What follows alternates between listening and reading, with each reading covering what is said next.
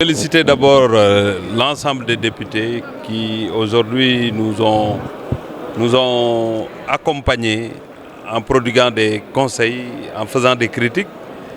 Mais dans l'ensemble, nous avons vu en tout cas des députés qui ont magnifié le travail qui a été fait au niveau du département des sports.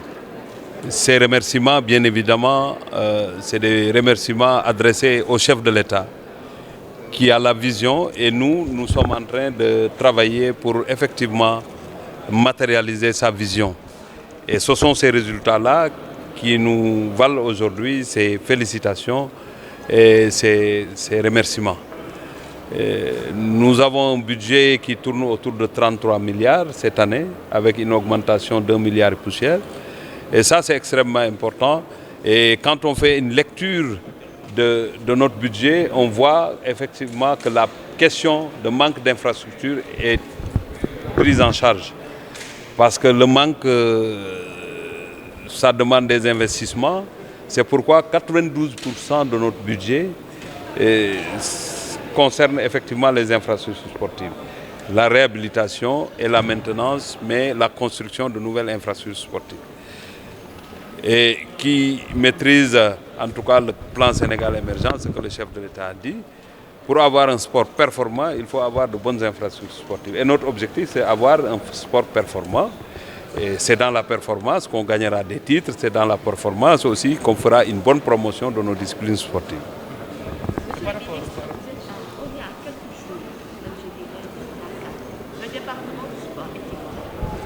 Ben, on est prêt parce que nous sommes dans l'anticipation. Nous n'attendons pas le jour J pour essayer de régler les choses. Vous êtes au courant qu'il y a eu beaucoup de missions et d'ailleurs il y a une mission qui part ce soir ou demain pour compléter les informations et le plan de travail qui nous a été soumis par la fédération, qui a été monté évidemment par la direction technique, l'entraîneur. Ce plan va être respecté et nous mettrons les ressources nécessaires pour que l'équipe puisse aller se préparer et continuer vers le Cameroun pour engager le combat. Ce combat-là par rapport aux questions de certains députés, vous ont interpellé par rapport aux questions. Mais c'est tout à fait normal. Ils m'ont interpellé, mais c'est le peuple qui est interpellé. Parce que ce qui se passe dans nos infrastructures sportives, dans nos stades, dans nos manifestations sportives, est regrettable et inacceptable. On ne changera pas de discours. C'est pourquoi nous avons pris la décision de faire un break ici pour analyser la situation avec l'ensemble des acteurs. Mais ce n'est pas une question de sport, c'est une question de société, cette violence-là. Cette violence, elle est verbale, elle est physique, elle est partout, dans nos familles. Donc, si on veut analyser correctement ce qui se passe, il faut retourner vers les familles et renforcer l'éducation de nos enfants. Parce que celui qui quitte son domicile pour aller assister à une compétition sportive, s'il y va tout simplement pour se faire plaisir, il n'aura pas le temps de se battre ou bien de faire de la casse. Nous sommes obligés, en tant qu'autorité, de prendre des mesures, mais nous invitons l'ensemble du peuple sénégalais. Mais bien évidemment, aujourd'hui, nous avons vu que quelque part, il y a un arrêt des compétitions. Parce que la première chose, c'est d'arrêter et de revoir. Le chef de l'État nous a donné des instructions avec le ministre de l'Intérieur pour un plan pour contrecarrer et juguler cette violence. Mais au-delà de ça, une réflexion doit être entamée avec les responsables du mouvement sportif, les responsables du Nawetan et l'ensemble des autres segments de la population. Ce n'est pas qu'au niveau du ministère des Sports qu'on pourra régler la chose. Mais nous félicitons au même moment où on ferme des stades, où on arrête effectivement des compétitions, quelque part dans le Sénégal, dans les villages les plus reculés, il y a des compétitions sportives et il n'y a pas de force de l'ordre. Et pourtant, on joue, on rentre chez nous, sans difficulté. C'est ça l'objectif. Il faut faire de sorte que partout, qu'on puisse organiser des activités sportives sans casse ni rien du tout. Est-ce qu'il n'est pas temps de réformer les textes? Mais réformer dans toutes choses, vous savez, on parle de réformer, on parle de beaucoup de choses. Mais dans une vie, quand on avance, on réfléchit, on oriente, on fait des propositions. Peut-être il y a un mobile aujourd'hui parce qu'il y a la casse, il y a tout. Mais le navétane aussi fait...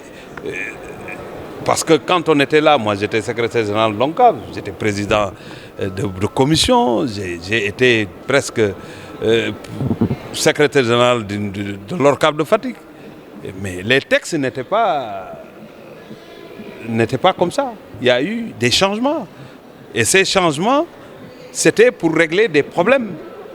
Parce que les problèmes confrontés nous poussent à changer les textes, à corser pour avoir de bonnes sanctions. Parce que les sanctions ne visent qu'à rectifier. Ce n'est pas des sanctions pour faire mal.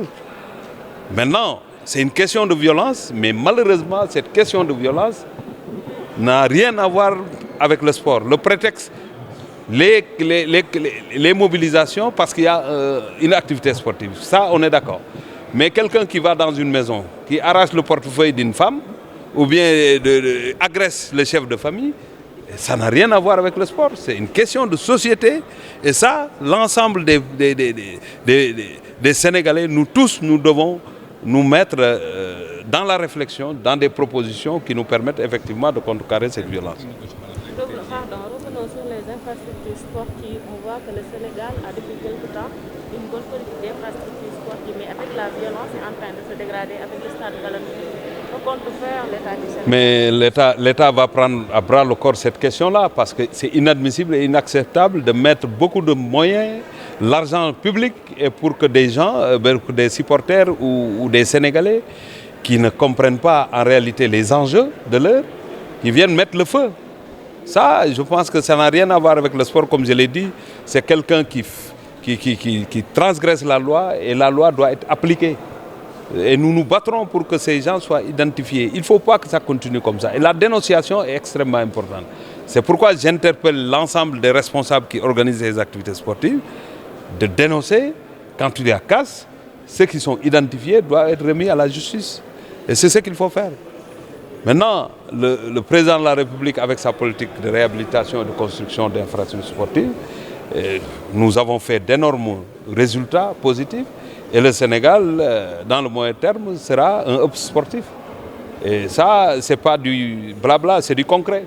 Vous quittez l'aéroport Blaise Diagne, vous rentrez à Diamniadio, vous saurez que ce pays-là, le sport est respecté.